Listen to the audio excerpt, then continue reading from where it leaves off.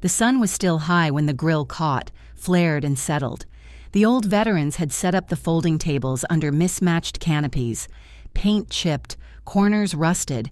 Arizona in June doesn't pretend to be anything but what it is: heat, noise, flies. People laughed louder to compete with it. My dad loved these kinds of afternoons. He liked being surrounded by uniforms, both the ones people still wore and the ones they talked about wearing. Retired colonels in polos tucked tight, young corporals home on leave, that one Marine sergeant who always came early and stayed late. He walked among them with a beer in one hand, clapping backs, tossing jokes, reminding people of who he used to be. He had his stories ready. A traffic stop turned shootout, a chase down I-10, a hostage call that ended clean. Some of the stories were even true. I stayed near the grill. It gave me a job. I didn't want to talk. I didn't want to sit and explain for the 10th time that no, I didn't work in personnel, and no, I didn't just file reports. But even if I had, even if all I did was process logistics requests and enter data and keep records clean, I still would have deserved more than what came next. My father raised his voice just as someone asked about my work. "Lena, a soldier," he said, laughing so easily the sound cut through the music. "Please, she just pushes paper." It landed like a punchline. Too sharp, too familiar. A few heads turned. One man barked a laugh. Another grinned into his drink. The woman next to him raised her eyebrows like she wasn't sure if she should laugh too. I didn't turn around. I didn't say anything. I kept my face toward the grill and checked the heat on the burgers. The joke hung in the air a little too long, not long enough to confront, just long enough to linger. My father moved on like he always did. Another story, another voice raised just enough to keep the attention where he liked it. I didn't need to look to know how he stood. Thumb hooked in his belt, bottle tilted at the exact angle that made him look relaxed, but in charge. I took a breath, then another. I've trained for worse. Behind me, someone moved. "Wait," a voice said. "I know that scar." I looked up just slightly. Jackson, retired Navy SEAL. He was standing maybe 6 feet away, holding a cold beer against his forearm like he didn't quite trust the cooler. He'd been quiet most of the afternoon, listening more than talking, eyes scanning like he hadn't quite turned it off. Most people here liked being seen. He watched instead. He was staring at my wrist. The scar was narrow, pale, easy to miss unless you knew what to look for. Most people didn't. Jackson did. "Your ghost," he said. He didn't ask. He named. Everything stopped. Conversations clipped mid-sentence. A folding chair creaked as someone leaned forward. The wind caught a napkin and carried it off the table. No one moved. The name wasn't casual. It didn't belong at a barbecue. It didn't belong anywhere people were supposed to relax. I didn't answer. I didn't need to. Jackson was already nodding. "I heard about what happened at Kandahar," he said, voice lower now. "The intercept. That was your op, wasn't it?" Still, I didn't speak. My plate was steady in my hand. My body knew how to be still. I watched him instead. One of the older men, a Vietnam vet in a tan fishing hat, looked up from his folding chair, mouth slightly open. His gaze moved from my face to my wrist, then back to Jackson. "Ghost?" he said. "That ghost?" My father's voice was quiet behind me now. He hadn't spoken since Jackson said the name. I didn't look at him. Someone else stepped closer. A woman with short hair and a sleeve tattoo. Army intelligence retired. I didn't know her name, but I'd clocked her unit patch earlier. She looked at me like she was doing the math. "You coordinated the Dara evacuation," she said slowly. "You're the reason that mission didn't turn into a body count." I didn't nod. I didn't confirm. I just handed her a burger without a word. She took it with both hands like it was something holy. Then Jackson spoke again. "I thought Ghost was some high clearance officer tucked away at Langley or Quantico," he said half to himself. "Didn't know she'd be out here flipping burgers while her own family." He cut himself off, looked away. My father cleared his throat. Too late. The silence wasn't heavy. It was attentive. Someone turned down the music. No one told them to. It just happened. I set down the spatula. It wasn't a decision, just movement. The man in the fishing hat leaned forward again. I remember hearing the name on a mission brief. They said Ghost was the one who turned the alarm situation. They said nobody else saw the double. I folded a napkin, placed it beside the mustard, still didn't speak. The tattooed woman was staring now. "Wait," she said. "You're not just an analyst. You're that analyst." I didn't smile. I didn't offer more. Jackson stepped back once, like something had clicked in his head that made him reevaluate the ground under his boots. "You were on the operations list, but no photos, no name, just a code name, a clearance level, and outcomes." The Marine sergeant had stopped chewing. I heard Ghost-coordinated cross-branch extractions, green light approvals, presidential-level stuff. He paused. "You did all that?" I looked up. Finally. "Yes," I said. That was all. No explanation, no defense, just confirmation. The weight of it landed in the space between us like a dropped pack. Heavy, real. One of the young corporals looked stunned. "But you're—" He didn't finish, just gestured vaguely. My tank top, my ponytail, my silence. A few people had started to nod, connecting dots, pulling threads, remembering operations they'd heard about that didn't make sense at the time until now. "I thought Ghost was a myth," someone said quietly. "A cover story," I shrugged. "People believe what they're told." My father hadn't said a word since Jackson spoke my name. He was behind me still. I didn't look. I could feel the heat coming off him. Not rage, not shame, just the slow, dawning realization that something had shifted out of his control. Jackson turned toward him. "You didn't know." My father gave a short, dry laugh. "They said she was in analysis. I figured papers, screens, nothing operational."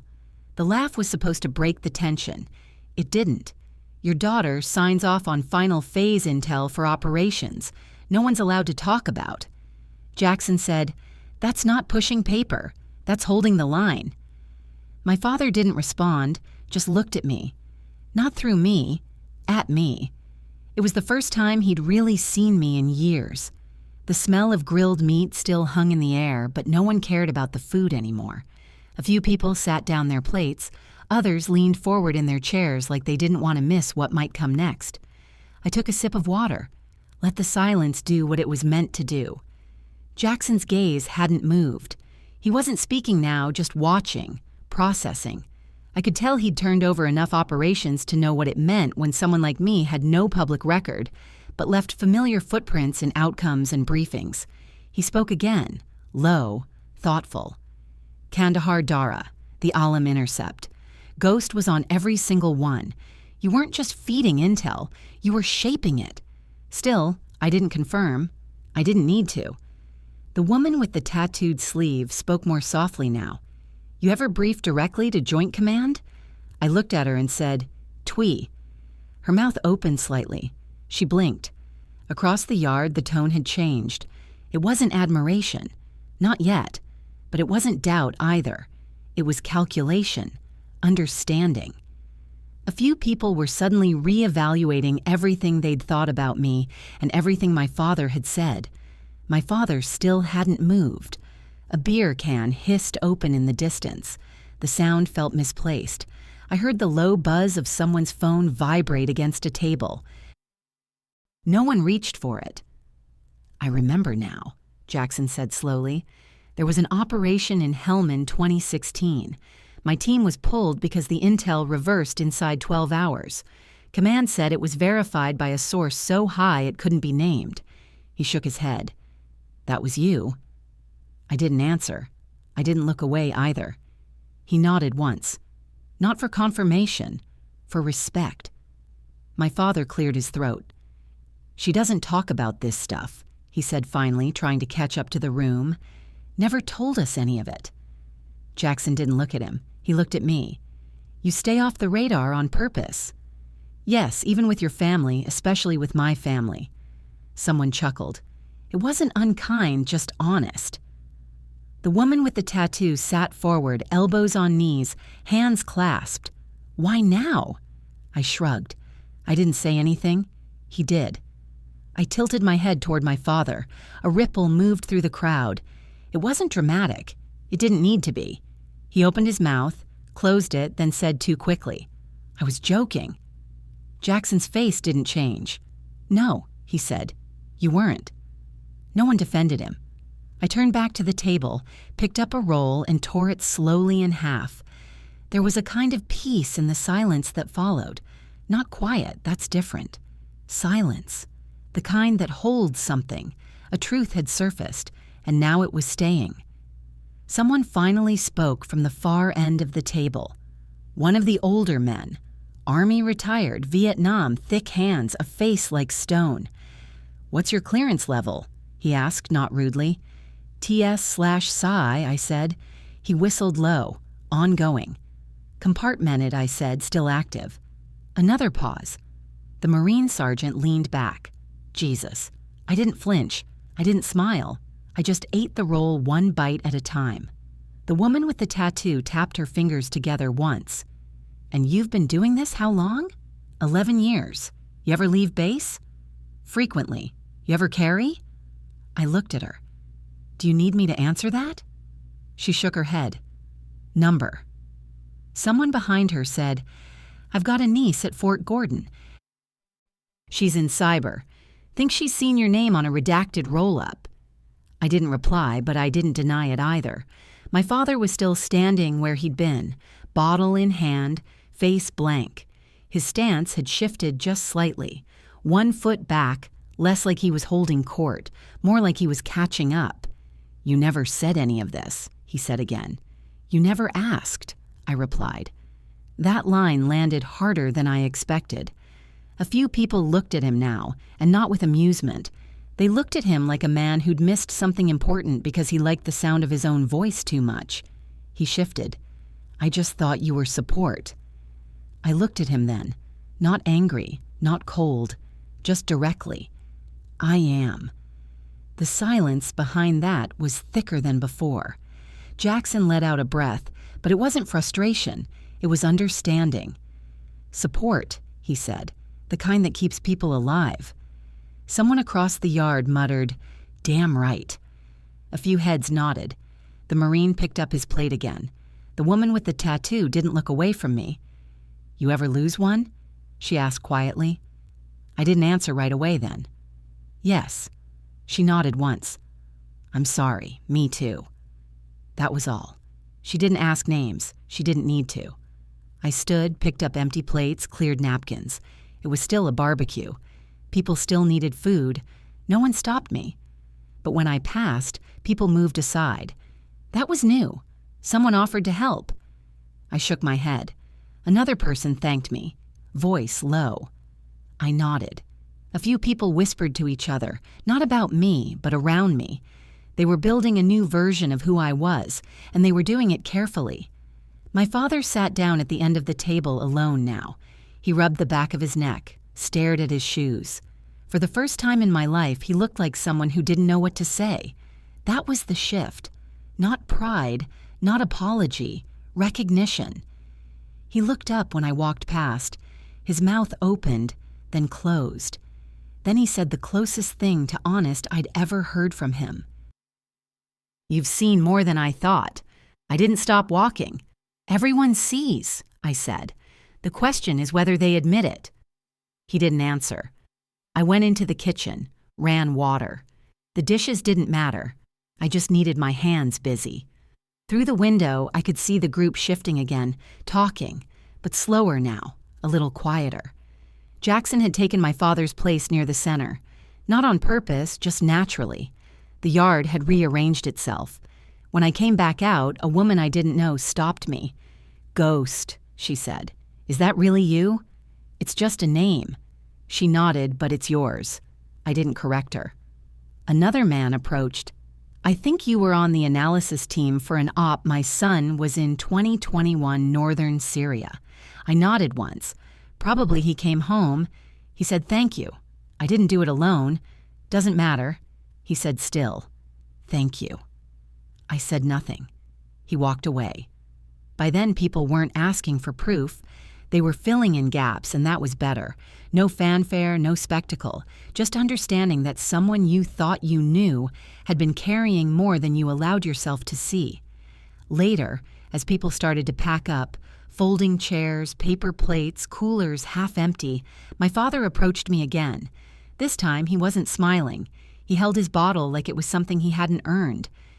"You ever think about telling us?" he asked. I shook my head. "No." "Why not?" "Because it didn't matter to you." He looked away, jaw tightening. "I'm not proud of what I said earlier," he muttered. I waited, but I didn't know. I watched the others loading trays into trucks, laughter again, now at normal volume. "I wasn't hiding," I said. "You were just looking somewhere else." He didn't respond. I turned away. I didn't need him to catch up. I wasn't standing still anymore. The days that followed weren't dramatic. They never are. People want change to arrive with sound, but it rarely does. It comes in silence, in the way someone glances differently, in how a voice lowers or doesn't. My father didn't call, not the next day, not the one after. But 3 days later, I received a short email. No subject line, just 4 words in the body. "You still in town?" I didn't answer right away. I let it sit in the inbox. Instead, I visited the local VA office. I wasn't there for a claim or a file update. I knew someone inside, an old contact from my early rotations, now working civilian side. We didn't talk about the barbecue. We didn't talk about my father. He just handed me a document I requested and nodded once. "Everything you asked for," he said. "Clean, current, verified." I slid it into my bag. That night, I sat on my old childhood bed, not because I wanted to, but because I'd agreed to spend one last week here before flying out. The room hadn't changed. Not really. The bedspread was the same faded blue. The shelves still held books no one had touched since high school. On the nightstand, a framed photo of me and my father taken at some backyard event when I was 14. He was smiling, arm thrown over my shoulder like we'd won something. I studied the photo, then turned it face down. In the hallway, I could hear him moving, not pacing, just the steady rhythm of someone making coffee too late in the day. I waited a full hour before stepping out. He was at the table, the same one we'd sat at when I told him I'd enlisted. "Didn't think you'd come down," he said. "I didn't come for a conversation." He nodded like he'd expected that. He looked tired, but not from lack of sleep, from something else, a kind of recalibration. He slid a folder across the table. "I want to understand," he said. I looked at the folder. I didn't touch it. "Understand what?" He hesitated. "Everything. The work you did, who you were, or you could have asked 10 years ago." I didn't know how. I didn't speak. He sat back, exhaled through his nose. "I used to think I had you figured out. Thought I knew your type. Quiet, organized, stubborn, good with numbers. Thought you'd go into admin or logistics, maybe teach. You weren't wrong." "No," he said. "I was incomplete." I stood, crossed to the sideboard, poured a glass of water. His eyes followed me. "Jackson called," he said. I said nothing. Said he looked into it after the barbecue. Said your name comes up more than I'll ever know. He waited like I was supposed to say something. I didn't. I thought I was protecting you all these years. He said, "You weren't." He looked down. "No, I wasn't." I took the folder, opened it. Inside were clippings, printouts, news blurbs, none with my name, but all connected. A pattern of ops, statements from officials, testimony, redacted reports, not things you find easily. Someone had guided him. You talked to someone. 2 people, he said. VA guy, and Jackson. He said, "I owed you more than an apology." He's right. He nodded. "I don't expect forgiveness.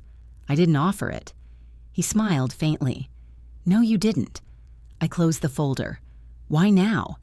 Because for the first time in my life, I realized I've never seen you clearly, and that's not your fault. "No," I said, "it's not." He didn't defend himself, just nodded again. The coffee machine clicked off behind him. The room smelled like burnt grounds and lemon cleaner. "I still think about your mother," he said. "She would have understood." He looked up, eyes sharp with memory. "Yes," he said quietly. "She would have." The clock ticked once behind us. A car passed outside. "You don't have to explain what you did," he said. "I'm not going to, but I want you to know this." He added, "I see you now." I stood there a long moment, not moving, not answering. Then I said, "Good," and left the room. That night I drove out to the edge of the city, past the sprawl, the desert opened wide, stars visible in every direction. I pulled over, stepped out, let the silence settle. I didn't think about him. I thought about the ones who didn't come home, about the missions we rerouted because of intel that arrived 1 minute before movement, about the lives saved not by firepower, but by timing, restraint, systems. And I thought about how many times I'd sign my name where others feared to, not for credit, for clarity, for what was necessary. No one gives you a medal for staying quiet, for letting others speak louder, for letting your father make jokes at your expense, because it's easier than correcting him in public. Because correction to a man like that always felt like betrayal. But silence isn't the same as absence, and restraint isn't weakness. The next day, I packed. My flight was scheduled for 600. I didn't expect anyone to be up, but when I came downstairs, he was already there, shirt tucked in, eyes tired. "You heading out?" he asked. "Yes." He reached into his jacket and held out a folded slip of paper. "What's this?" "A name," he said, "and a number. If anyone gives you trouble about the house, the will, or anything else here, call him." I signed it over.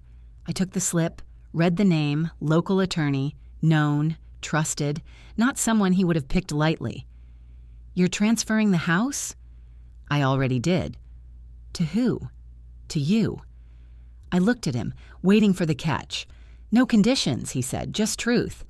I folded the slip, tucked it in my jacket. "Why?" "Because it's yours." "No, it's not." "It was supposed to be," he said. "I just forgot that." I opened the door. He didn't follow. "You never said what ghost means," he added. I paused. "It means I was never supposed to be seen." He didn't answer, and I didn't wait. The airport was quiet. I passed through security without issue, sat by the gate with a black coffee and my bag tucked at my feet. The slip of paper in my pocket felt heavier than it should, not because of the house, but because of what wasn't written on it. No apology, no sentiment, just action. It wasn't everything, but it was something. At boarding, I stood, moved toward the gate. The woman at the desk scanned my pass, looked at my ID. Her eyes lingered a second too long. She began. I met her eyes.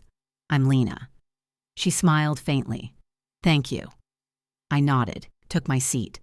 The plane lifted before dawn, the sky still dark. We rose above the lights, above the desert, above everything I didn't bring with me. No one clapped. No one knew. That was how I liked it. I didn't go home. Not right away. Instead, I flew to D.C., checked into a hotel with a quiet lobby and a view of nothing. I ordered soup, not because I was hungry, but because it was easy to finish without thinking. I sat by the window and watched planes leave the city in slow arcs. Across the river, the Pentagon lights blinked in careful sequence. The next morning, I took the metro south. The badge around my neck opened every door without delay. People moved aside, nodded, didn't ask questions. I wasn't on leave. Not exactly. I was between assignments. That's what we called it. Between, like the space between breath and action, like the moment before things change. I met with a director in a quiet office 2 floors down from the main floor. The walls were beige, the blinds closed. A coffee mug sat perfectly centered on her desk. She didn't smile when I entered, just nodded. "Ghost," she said. "You're early."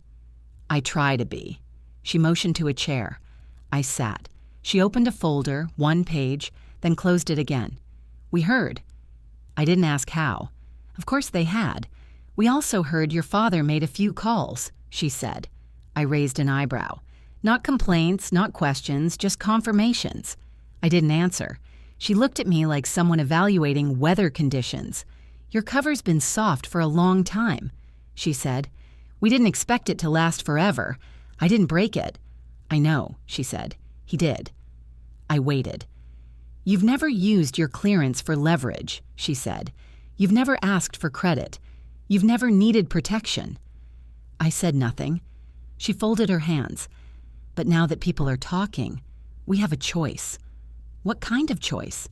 "Stay quiet. Let the myth spread or take control of the narrative." I looked out the window, not at anything, just a pause. Then I said, "I'm not interested in press." "We know. I'm not interested in awards. We know that too." "What do you want from me?" She leaned back. "Your name's in more reports than most people with rank," she said. "But you've never taken a promotion. I like being useful. That's rare." She tapped the folder. "But you're not invisible anymore. Not after this." I didn't flinch. "I don't need to be." She smiled then, just slightly. "You're the reason 4 operations didn't end in headlines, and 29 that did." She nodded. "People like your father don't understand what happens behind the curtain," she said, "but they know when the wind shifts, and he felt it." I didn't reply. She studied me. "He called your record impossible, said it didn't match the daughter he knew. I met her eyes because it doesn't." 2 days later, I stood in line at a small cafe near DuPont Circle. A woman behind me was talking too loudly about a data breach. The man in front of me ordered oat milk and apologized 3 times for being difficult. I waited, silent. When I reached the counter, the barista looked up and stilled. "You were at the DRA evacuation, right?" I paused. "Yes." He nodded slowly. "My sister was on the last convoy. She said someone made the call to hold the gate. She never knew who. It wasn't just me." "I know," he said. "But she's alive because of someone." I nodded. "Coffee's on me," he added. "I left a tip twice the price." On the walk back, my phone buzzed. A message, unknown number, no name. "You don't need to respond. Just want to say I see it now. The weight you carried. I was wrong. I read it twice, then deleted it." At my desk, I reviewed 3 active DOSAs. 2 were routine. 1 wasn't. I pulled the file. Markings suggested someone had buried it, but the threads didn't lie. I traced the movements, found the gap, cross-checked the signature logs. The pattern was clear. Someone had approved a movement they didn't understand. I tagged the error, wrote the summary, flagged the operation. 12 minutes later, the phone rang. "Ghost," the voice said. "Yes, thank you." That was it. That night, I walked the city until my legs ached. The air was sharp. The streets hummed. No one knew me. No one stopped me. I liked it that way. In a store window, I saw my reflection. Not in uniform, not in shadow, just there, solid, still. A week later, a briefing landed in my inbox. Subject, transition opportunities. It wasn't a demotion. It wasn't an exit. It was something else. Leadership. I ignored it the first day. The second day, I opened it. On the third, I replied, "Interested. Request details." The response came within hours. "You've already done the work. Now, we'd like you to guide others who are doing it too." I stared at the words. Not flattery, not pressure, just recognition. It's a strange thing being seen after so many years of deliberate invisibility. Like walking out of a cave and realizing the light doesn't hurt. It just shows you what's been waiting. I packed slowly. 1 notebook, 3 pens, the folder from the barbecue now closed and labeled, and the paper my father gave me, the lawyer's number folded, untouched. I didn't need the house, but I kept the paper, not for memory, for evidence. That night, I received another message. This one from Jackson, just a single line. "You held it steady. That's what matters." I didn't reply, but I didn't delete it. I began the new role quietly. No announcement, no title change on my ID, just a shift in the kinds of rooms I entered. Fewer operations, more briefings, fewer details, more decisions. I didn't speak often, but when I did, People listened because they understood now that silence doesn't mean absence. And quiet isn't the opposite of power. It's what makes power possible. I still don't call myself by the name they gave me. Not out loud, not when others are listening. But when I write it, when it appears in the margins of a briefing or on the last page of an assessment, I no longer flinch. Ghost. They say it quietly now, with respect, with care. And when they do, I don't correct them. Not anymore. The first call came in from a reporter, local former military beat. He'd heard about the barbecue, or more precisely, what was said during it. Someone had recorded it. Someone had shared it. I didn't answer. I never did. He followed up with an email. Would love to talk off record if needed. Your story matters. I didn't respond. I filed it, flagged the sender. I'd spent too long doing the work to start narrating it now. Later that week, I was sent a transcript of a panel briefing. One of the analysts I'd trained had quoted me directly. She didn't use my name. Just as Ghost once told us, if you can't trust the silence, don't move. There were no footnotes, no applause, just that one sentence. It lived inside a larger strategy document buried between two graphs. I saved it. I returned to base for a temporary rotation. Quiet corridors, dim lights, no windows. My clearance let me access everything I needed. No one asked why I was back. They just handed me the files. That morning I ran into someone I hadn't seen in 8 years. Former liaison now posted overseas in for a consult. He paused when he saw me, eyes sharp, smile hesitant. I thought you retired. Not yet. He glanced at the badge, then the folder in my hand. They brought you back. No, I said. I stayed. He nodded. Good. No one said more. We didn't need to. Back home, my mailbox had started to fill with small things. Postcards from former unit members, a thank you note from a junior analyst, a worn patch in an unmarked envelope, black and gray threadbare. No return address, just the patch and 3 words scribbled inside. We knew always. I kept it in a drawer. No frame, just there where I could touch it when the days stretched too long. A month passed, then 2. My father didn't reach out again. I didn't expect him to. But one afternoon, I received a package. Plain brown paper. No note, no return label. But I knew his handwriting on the shipping form. Inside, a photograph. Old, black and white. My grandfather in uniform, back straight, eyes tired, standing beside a building that no longer exists. And underneath it, in a separate envelope, a check. Nothing on the memo line. No explanation. I shredded the check, but I kept the photo. At headquarters, someone floated my name for a medal. Not a big one. Not something that comes with ceremony, just a citation. Internal, quiet, the kind that goes on your record without a press release. I didn't object, but I didn't attend the meeting either. When the form came through, I signed without comment. A new admin, nervous, too young, asked if I wanted the physical certificate. No, I said. Just the record. She nodded, eyes wide, fingers fumbling. You're the real one, she said. I didn't ask what that meant. At my desk, there's nothing to mark who I am. No plaques, no photos, just a small metal paperweight, the kind given out for logistics work. It makes people overlook the rest, which is how I like it. When people come through, contractors, officers, visiting reps, they glance, then move on. But some pause like they feel something they can't name. A woman from Langley looked at me once and said, "You were in the room during the Sandoval vote, weren't you?" I didn't answer. She smiled. I thought so, then left. Once late at night, I checked my old bank records, the ones that used to show Linda's access attempts.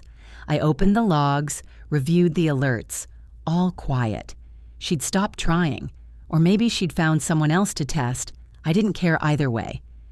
In spring, I returned to the house. Not because I missed it, because it was mine now and I needed to decide what to do with it. The yard hadn't been mowed, the front lock stuck inside.